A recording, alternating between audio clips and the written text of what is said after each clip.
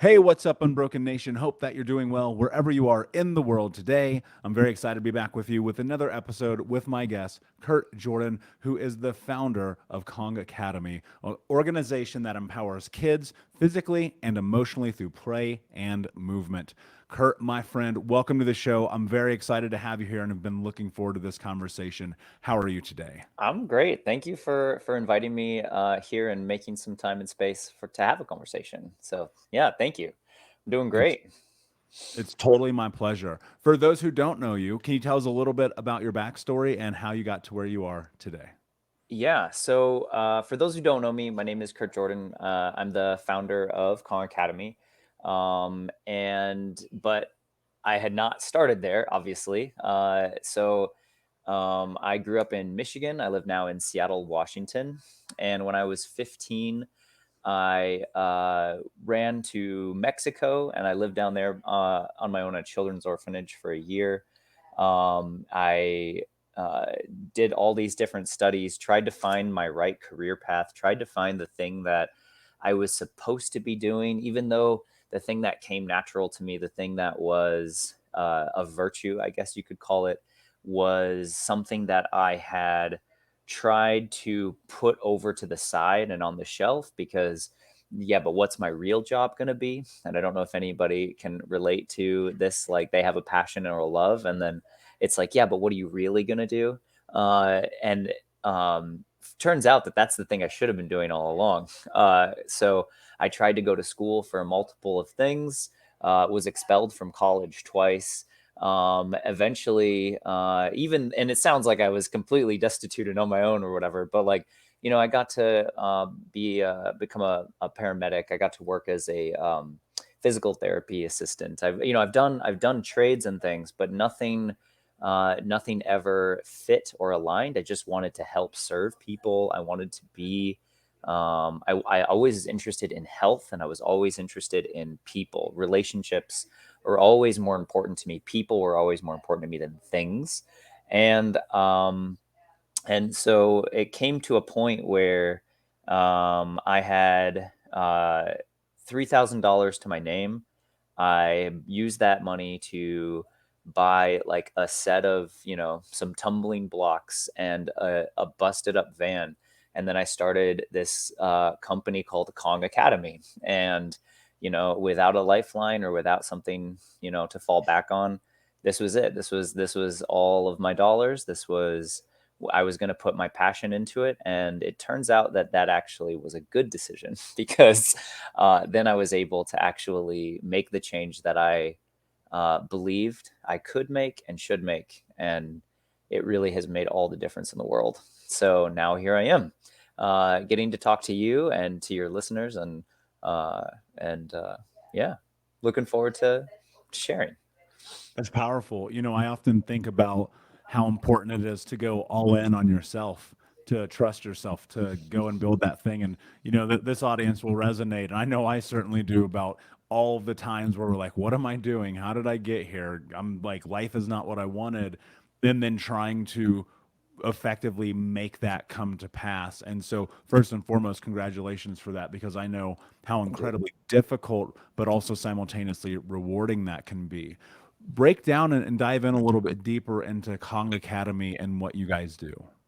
Yeah, so Khan Academy is, a play-based organization, and it teaches play or it teaches through play and movement. But what we really do is we teach social emotional skills, because that is primarily where mammals learn most of their social skills. Like it doesn't matter if you are a human or a puppy or a monkey. It's like all mammals learn this neural network through play. And from that experience, we're actually able to create something that resonates with kids. Because if you're truly going to try to teach something that is going to be lasting, internalized, and actually make a change, it has to be relevant, right? It's not like if you put down a kid and say, okay, I want you to imagine you are frustrated. And then it's like already they're kind of probably giggling a little bit, right? It's like, how internalizing is that going to be? But if you give them a challenge and a task, and it's through a play-based channel, and they're having to in real time work with another kid, and they're getting frustrated that they're not getting the results they want, well, now we have a true opportunity to teach something, right? So using play, and we use parkour, we use some rough and tumble programming, we use different things that kids are essentially not getting the opportunity anymore to be able to take risks, to be able to develop that responsible decision making skill set. We teach kids through the lens they want to be taught in, something that is now relevant and meaningful to their lives, which then has a cascade effect for the next time that they are frustrated. They have had actual reps in practicing, what do I do and how do I do it, right? As opposed to like, okay, kids, now here's a worksheet and I want you to write a poem about being sad. It's like, that could be cool, but is it how what's the learning objective and how well is it being met? And so it turns out if you give kids the space to actually do some of this stuff, then they're actually going to be able to get more practice, right? So we provide that space for kids, and that education that for social emotional development. That makes a lot of sense. And as I sit here, I think to myself, as a kid, when I was growing up, we were always outside. We always had recess. I mean, I distinctly remember falling off the monkey bars multiple times, right? And it builds up this resiliency, this willingness to face fear. It's very communal. And you see and you understand what's happening in schools, especially in America these days, and that's almost all but gone. And that feels slightly terrifying to me. I'm sure 100%. you can probably resonate with that. So for parents who are listening and they're hearing this idea about empowerment, and we're going to go into depth in this conversation about impacting kids' lives for the better. But I think empowerment is like such a beautiful place to start. I would have to say that most people, and as someone who is not a parent, I can only make assumptions, so I want to be clear about that.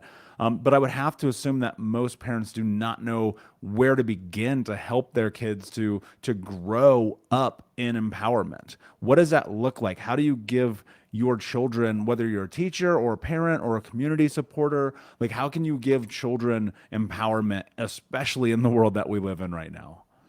Yeah, that's a really great question. So, if you want your kids to grow up empowered, then you need to give them the power. You need to give them some power. You need to give them freedom and flexibility, and ultimately that leads into responsibility. Because if all freedom is essentially responsibility, if you want the freedom to be able to get your work done when you choose, that's great. But then now you're responsible to get it done regardless of, someone else's timetable. Like you're the one who has to get it done.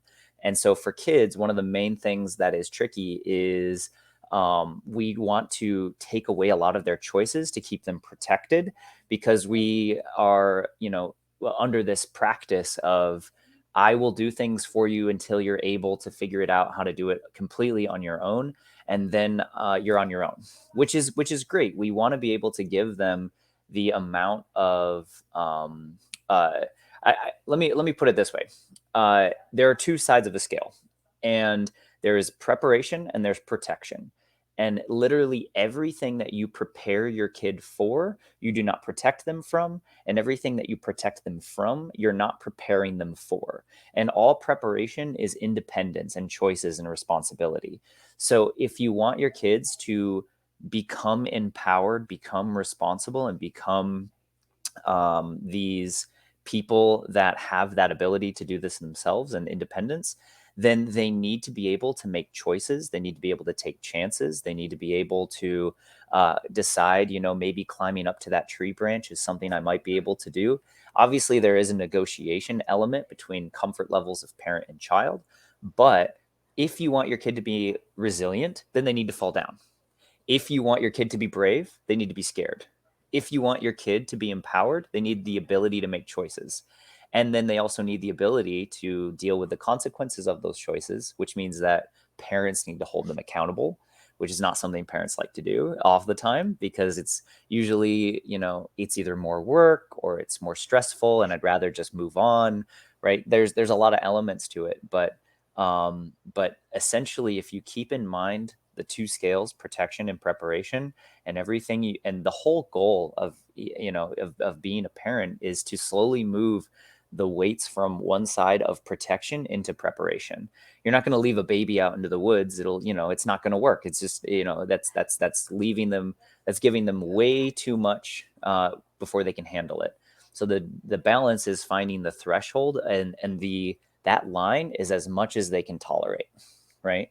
Or as much as you're willing to tolerate. But so hopefully that is in a nutshell kind of the makes sense for how do you get a kid to become empowered. I want to go into a little bit deeper because I hear what you're saying, and I think a lot of people are resonating with this and they want to be able to create that environment.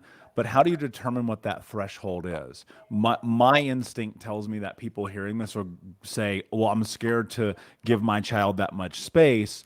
But they hear you and say, well, that might be necessary. So, how do you kind of create and understand what that threshold may be that's beneficial?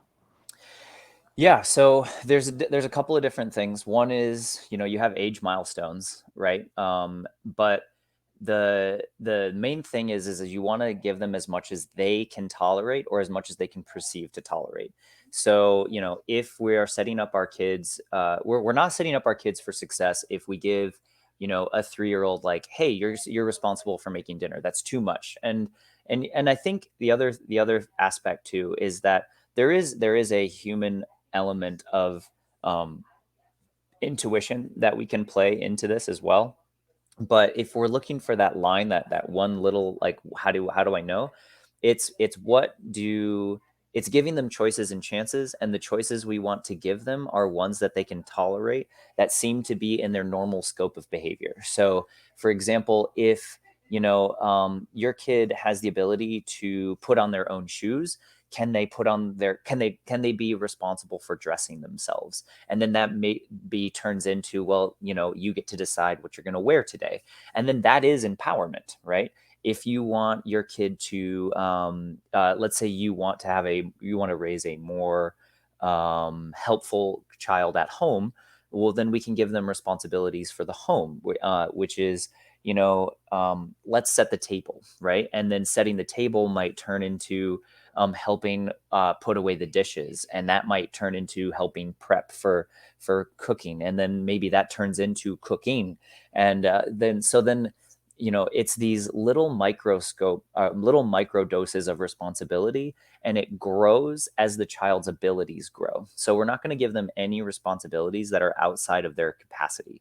So you're not going to give a 5-year-old 50 pounds to carry to the car, right? Maybe you give them a jug of milk and says like, hey, can you carry this to the car for me, right? Like, so it's what are they perceived to be able to handle, and then and then helping them build that, because that's the other aspect, is they're not going to develop the skill if we don't give them the practice, right? So if you want them to help become more helpful, like preparing a meal, then a 3-year-old could totally help wipe the table with just a rag, regardless of how helpful it is. We want to give them the opportunity to be helpful, so then that skill set grows. If that makes sense. Yeah, that makes a ton of sense. And I see that as kind of like this step-by-step process. And for me, I think about it in everything that even as adults that we do, where it's like you have to start at step one, right? People are always like, I want to climb Mount Everest. And I'm like, well, you might want to get some shoes first, you know? And so I think that's a really beautiful way to lay that out. As you were talking about this, you were talking about this idea about needs and helping children be prepared. One of the things that I remember, that I recall just being young, is feeling like people did not understand my needs. They didn't understand what I wanted. I'm sure many children and many adults who are listening to this relate. How do you help figure out what kids' needs are in a way that's both practical for them, but also like, because as a kid, I was like, I need gummy bears, but that's not true, right? So how Yeah. do you help figure out what needs are? Yeah, I remember that you actually like gummy bears too. But so every kid has a need. There are human needs, right? This is the other thing. Humans are not vastly different from between when they're 5 or 35 or 55. There are milestones cognitively, emotionally, things like that. But we all have needs, right? Like we have basic needs: food, shelter, water, right? Those are needs. Those are needs. Without those, I cannot I cannot develop myself morally, or it's just going to be, I'm setting the game against myself. So we all have basic human needs, but then we also have our our mammal needs, right? We belong to groups. We belong as a mammal, and as as an animal, we need love and connection, right? Every child needs love and connection. They need to know that they matter. They need some form of significance in within their world, right? Which is why a lot of kids want to be seen as being big. Like, hey, look at me, I tied my shoes. Aren't I a big boy? Right? It's like, it's a, you want them to be able to have, like, they need to feel the significance need as well.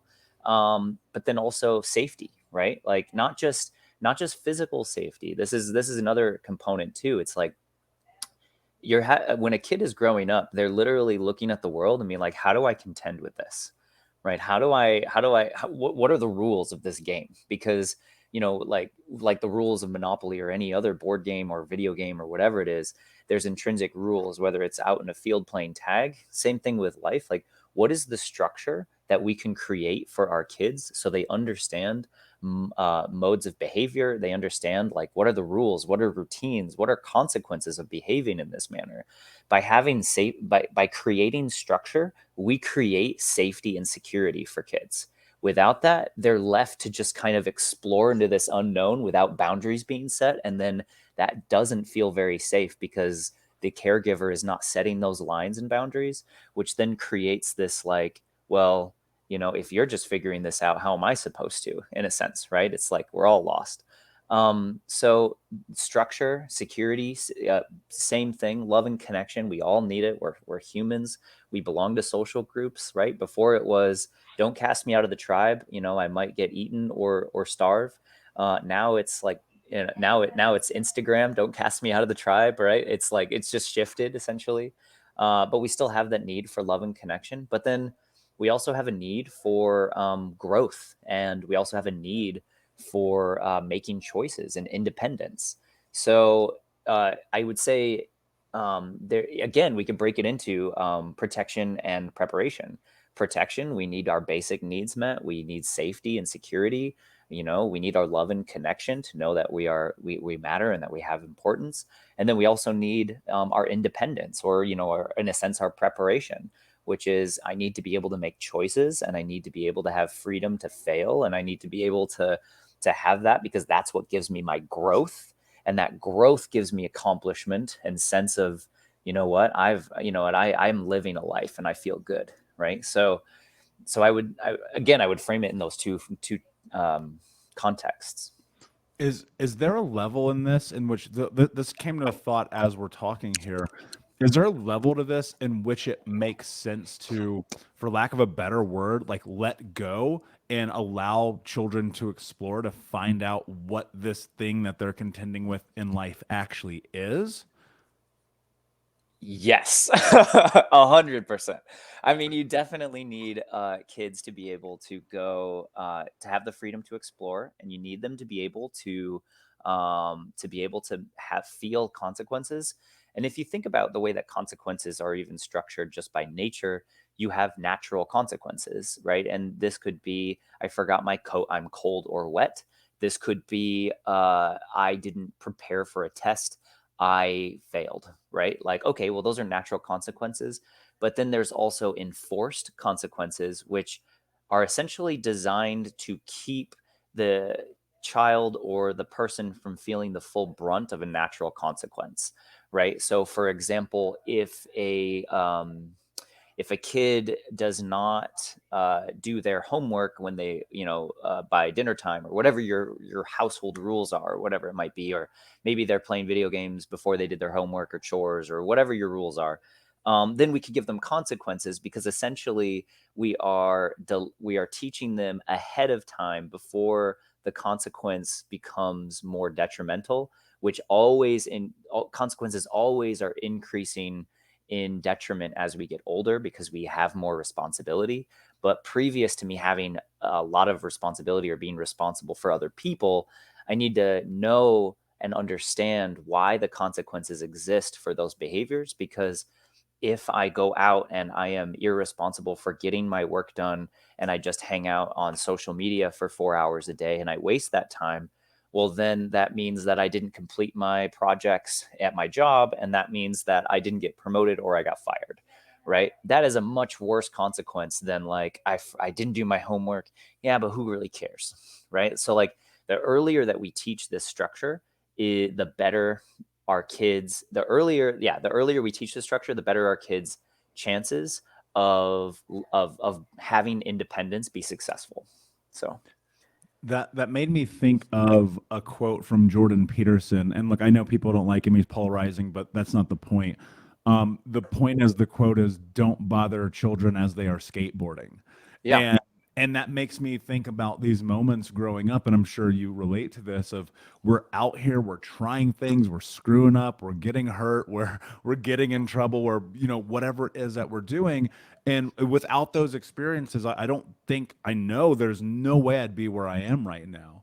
And now some of that was just to be straight up because of lack of parental involvement. My parents were busy doing drugs and God knows what else, and so I was left to my own devices. But that actually kind of served me really well once I really understood the foundational consequences of those actions. And had it not been for that, the massive, massive changes of my life that took place would not have happened, because what I was looking at, I was watching the world unravel and going, wait a second. I feel like if I continue down this path, then I'm going to be screwed. And I assure you, my path was death or jail. There was no in between. And so I love this idea about letting children be able to have some sense of freedom to explore, to build resiliency. I mean, obviously, I would hope that, especially the folks listening, like aren't like letting their children do the things that I did as a kid. But there is space for that exploration. You use that word structure multiple times here, and I am a proponent of structure. I teach it constantly to the Unbroken Nation through the Think Unbroken Academy. I'm always talking about building these frameworks because they matter so much. And I know with so many unequivocal number of single parents, especially single female parents in the world, we are less communal than we've ever been. Most people don't know their neighbors. The thing that I'm thinking about here is like, how do you create a family structure in a world that is almost without structure as a whole? It starts with you, first of all, and your values. If any time I've ever asked parents, and I've worked with thousands of kids, like probably 10,000 kids plus at this point, over 20 plus years, and in that entire time, I have asked parents, "What do you want for your kids?" Um, I have only ever really heard, 99.9% of the time, I want my kid to be brave. I want my kid to be kind. I want my kid to be respectful. All the things that we want for our kids are values, and values that we hold sacred. If you want to create structure, then you first need to understand and put down what your values are, because if you create your rules from your values, and then you align your consequences to those rules, and those consequences are seen as being a choice from that kid's perspective, they understand through practice that their choices are their responsibility, and then their consequences are therefore their actions, both positive and negative, right? And so if you want to develop structure for your kid, first, the biggest thing I would say is understand what your values are, make those your rules, because that is what's going to create a successful, happy child. Because if they know that being grateful, for example, is something that's important to you and that's a value, well, then the next time you hear your kid go, "Well, it's not fair, I didn't want to have a purple one," or whatever the case may be, then you can remind them, "Hey, be grateful." And then, then it becomes this practiced value. And from that value, then character is formed. So if you're having a hard time and you're like, how do I create these rules and structures? Well, then understand your values. And then also, the other important part is to stick with them, because we need consequence structures. A lot of parents, because either out of convenience or fear, out of loss of love from their kid. They don't want to hold consequences because what if that makes them upset and we're already kind of on a, I don't want to rock the boat or whatever. They will overall respect you even if they are unhappy with the choices, which is actually another thing is, if you want to create more structure, knowing what the rules are and what the consequences are, it makes all consequences a choice. And then therefore the kid stops looking at you as the arbiter of judgment, because you already, the rules of the game are already set up, right? Like if you want this to exist and you don't want to have to fight your kid every 15 minutes over like putting away their things, or like don't talk to, you have to talk, be respectful or whatever your values are, then you don't have to have this constant tug of war all the time, right? Because if my rules and consequences are set up, then it's not left to me in an emotional state to then decide, you know what, no video games for the rest of the year. Christmas is canceled. What, like, these are not these just become blackmail or threats because we're upset. And then we're asking our kid to make responsible, emotional decisions when we're in the same boat, right? So, and they have less experience. So, yeah, know your rules, know your consequences, make them um, uh, obvious and apparent to the kids, and then that way all of their decisions are already pre-framed choices. One of the things that again, I'm loving this conversation because I'm like, I don't know if I'm gonna have kids, but if I do, like, I've got this step by step here, right? And I think about also the things that lacked in my childhood, and one of the things I feel like people may be hesitant of in listening to this conversation is this idea of consequences, because for many of us growing up, in abusive households and coming from traumatic childhoods, which I'm sure many of the children, unfortunately, that you work with experience. Consequences is this terrifying word, right? So what I'm curious about is how do you create this? I'm going to go a little bit deeper here, right? Maybe this is from an emotional standpoint, but how do you create this understanding of consequences become choice in, I want to use the word, in a healthy way, that is productive and that's not violent or traumatic. Like what does that look like? One of the biggest arguments that I have with people in social media is about spanking. And it's not that we necessarily need to go that way, Kurt, but what I want to move towards is, like, how do you create that emotional safety around consequences for children that are nonviolent? Yeah. Well, the first thing comes from, what is a consequence, right? Like when we say consequences, already there's an emotional, like loaded, oh, bad, right? Consequences are not punishments. Punishments, are different. Consequences are designed to teach you moral awareness, to be able to install good decision making. Punishments are, to make you feel bad or sorry, or, like we don't give consequences to, people who are in prison have experienced punishments essentially, right? It's not that it's like, you know what, you're out now, right? It's like consequences are, hey, you're learning. Consequences are also not all negative. There are positive consequences to things. And that's actually a thing that we don't, a consequence, let's first define it. A consequence is the result of every choice, right? Like I set an alarm to be here with you today. As a result, I'm on time, right? That's a positive consequence. Like a consequence is not a negative loaded term. It's just one we've only really heard in a negative light. But there are positive consequences. You study for a test, you do better. That's a positive consequence, right? You decide that actually I don't want to do my homework right now, and I'm gonna just go out and play. Well, now I have to spend 2 days in a high stress situation, and I'm trying to get it all done, and I feel really panicked, right? That's a negative consequence. So first would be to frame the definition. What is a consequence? And if we can teach our kids that consequences are the result of our decisions or our actions or inactions, then it's easier to then for kids to have a more empowerment in their decision making, and that their lives are up to them, right? Like you get to decide. That's the beautiful thing and the scary thing, because if you don't like where you are and you have to acknowledge, like look in the mirror and acknowledge I brought myself here, that's really hard. So it might be beneficial for people to not want to accept that these consequences are my decision. But then you have kids, I would first say, one would be to understand there's positive and negative consequences, and understand the definition of consequences is something that is a result of every action, right?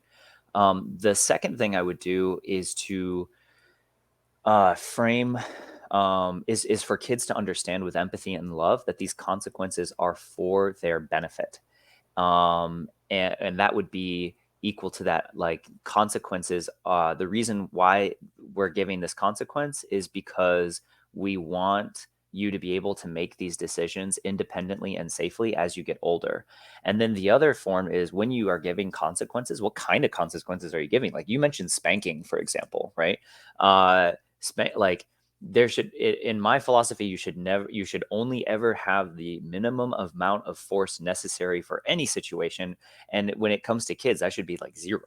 But that's, so however, when we are giving consequences to our kids, if we're able to pre-frame consequences, and practical advice for anyone who's listening, three things. There are three main ways of giving out consequences: a loss of time, loss of privilege, or a break it, fix it policy. Those three things are going to make a big difference when you're trying to figure out, how do I form consequences for my kid? If you frame it in those three buckets, there's not really a consequence outside of those three buckets that that I can think of. Like, hey, I didn't do this thing. Well, now this is taken away, right? Oh, I did this thing. Well, now there's a responsibility added. Now you got to complete a chore. I broke the TV. All right. Well, now you got to help me clean it up. And you're going to, maybe work off a little of the debt, even though, they're not going to be able to afford, a $800 TV or whatever you got. Maybe you're just, they have to help clean up, and then their time is lost in the, as a replacement. So it just depends on how you form consequences and how you teach your kid about consequences, right? Are you trying to make your kid scared of you in order to not make that decision again? That's not healthy. That's not going to work, right? Because they're going to get bigger and move away, right? So, but is it going to be like, actually, the reason why is because I want you to make ethical, responsible decisions independently? That makes a difference. And kids will know, especially when you are emotionally controlled when delivering them. Yeah, and they are, and I think unfortunately one of the things adults, I will frame this in this way, that adults often do is they fail to realize that children are incredibly intelligent. And I often go back to being in classrooms or being in my home and just constantly thinking to myself, this doesn't make sense. Why do we do things this way? Like I feel like you guys are just doing this wrong. And honestly, as an adult, I look back on it, I go, yeah, I was definitely right. And so in that one of the things that I was always labeled as, I'm the bad kid, I'm the jokester kid, I'm the difficult kid. And the thing that I would love to talk about here is, like, dealing with difficult behaviors and kind of like that subtle, not so subtle correlation with like the ACE score. Yeah. So, okay. Can you frame the question again for me? Yeah, what I'd love to know, let's start at this first. Like, so we know about ACEs, adverse childhood experiences, and you're welcome to dive into that. But more so, like, how do you deal with the difficult behavior of children? Okay. So the first thing when you're dealing with any difficult behavior for a child is to devoid the attachment of the problem to the child. The child is not the problem. The child has a problem, right? As soon as you attach the problem to the person, then all hope is lost, because you've identified that person as a thing, and therefore you've stopped all reconciliation for how that could be different, because they just are blank, right? And that's one of the worst things that we can do to a kid, is be like, you know what, you're just irresponsible. Well, thanks. Now that I know that I'm irresponsible, now I don't have to worry about making responsible decisions. I've Mm. just shut that down for me entirely, right? As so you cannot attach the problem to the child. The child has a problem. That's the first thing that we need to understand. And from there, with empathy and love, we need to understand that all problems are solvable, right? We just need to define them in solvable terms. So that's the main. So detach the problem from the person and see the problem as solvable. If you can do that, then you're going to already be like 99% ahead of the game, because most people get caught in the emotional nitty gritty. Like, I'm upset with you and I can't believe that this is happening. If you're dealing with a kid with a difficult behavior, one of the things that we can do again is consequences. And I know that this is like a gong, like it's just, but if you're dealing with difficult behavior, if you know what your rules and consequences are, you have something to constantly refer back to. And then it becomes a lot easier to know what to do in the moment, because when you're dealing with a difficult behavior, you are emotionally charged already, because you have to be patient. You're the one that has to be in control, and you have to be still loving and firm. And, and it's not easy being a parent, right? So if you had consequences and rules, you don't need to figure out what you're going to do in that emotional moment. That makes a big difference. So I cannot stress enough, doing this in a calm state is already going to be, having rules and consequences are already going to set you up for success, because then it's just emotional control and delivery, right? And then when it comes to we talked about ACEs as well. I think one of the things that we need to understand is not all kids, like, there are some behaviors that are more difficult to contend with than others, right? Like if a kid is aggressive, how do you deal with an aggressive kid versus, if a kid is lying often, right, and you're upset by it, or a kid is not being responsible and getting their work done, or whatever the issue is, problems and consequences go a long way. And then seeing that person and talking and communicating them with love and empathy. I, tone makes a big difference. Tone, or just the way that we communicate. Words are a very small percentage of when we're actually talking to people, right? Body language plays a huge thing. Tone makes a big thing. I can talk to my dog without saying a syllable, and she knows exactly what I mean when I'm like unhappy with her doing something, right? It's like, there's a lot into communication that is not just words. So controlling yourself when you are dealing with a kid that is being difficult is one of the superpowers. I mean, it's even what they teach you in, like, it's even what they teach kids with bullying. You want to stop a bully from, from messing with you. Take away their power by showing them they had none, right? But like your reaction is nothing. You walk away, leave, right? Like those are actually, like, as soon as you show that I'm not bothered by this behavior, then that already is a huge power. So emotional control is huge.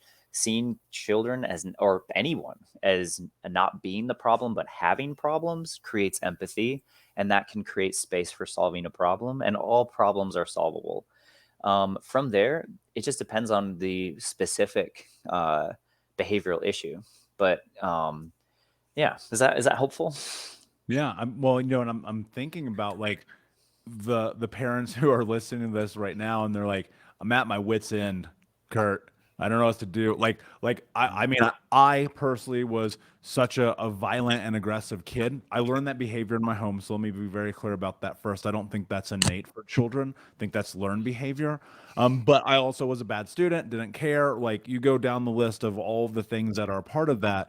And I know that because there's so many incredible parents right now who are breaking the generational trauma cycle, but they're trying to navigate their experience growing up with trying to raise healthy and unwounded children, but they're finding themselves like, holy shit, I'm gonna freak out on this kid if something doesn't change. What advice would you give to them just for their own emotional well-being and trying to navigate this? Okay, I want to make it simple, because it's the only way that it's going to make a difference, right? If we get, so, if it's too complicated, it won't be executed. Okay, so during an emotional outburst, what are you going to do? Right? Like, you're upset, you're angry. The first thing to do is to control your own emotions. If you don't control your emotions, you cannot expect your kid to, because modeling makes a difference. So control yourself first. If you need to tell your kid, we're going to deal with this in just a minute, and then you need to walk out and yell, scream, whatever it is. You need to just take a moment and control your breathing. You need to do some exercise, whatever it is that is a healthy outlet, especially if you want your kid to follow that example, needs to come from you first. So, it's be the change you want to see, right? Control your own emotions. That's the first thing to do. The second thing to do, like I said, in the past, is to be stern and loving. You need to make sure that you are holding your kids to the expectations that you set. If you haven't set any expectations, well, then it's no wonder why there's a constant back and forth struggle, because there's this, well, what about today? Is today okay? Right? It's encouraging more testing of boundaries and limits.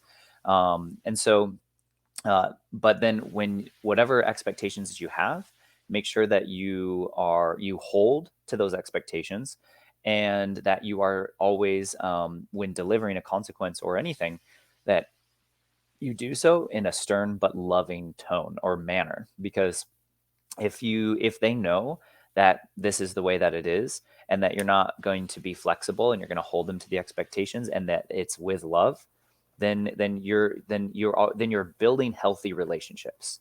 So control your emotions, hold to your expectations, and be loving. It's powerful and practical, just like you said. It's simple, right? And I think I agree with you entirely. Simplicity is always the way to accomplish a goal.